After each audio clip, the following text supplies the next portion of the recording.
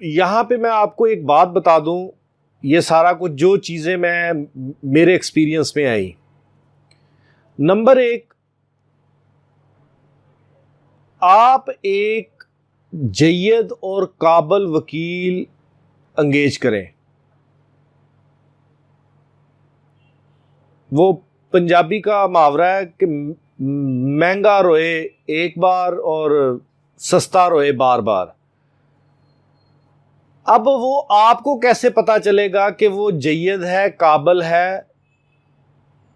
वो पहली सिटिंग में आपको पता चल जाएगा, क्योंकि आपने जाके कहना है कि ये मेरा मसला है, और उस मसले के तनाजुर में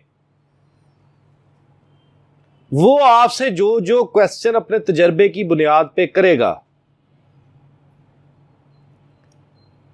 उससे आपको पता चल जाएगा कि वो काबिल है, जय्यद है, कॉम्पिटेंट है।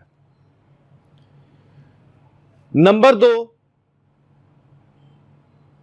आपकी नज़र में बेवजह बात है, आपकी नज़र में बड़ी अहम बात है, आपकी नज़र में गैर ज़रूरी बात है, आपने अपनी केस के मुतल्लिक हर बात अपने वकील को लिखवानी है।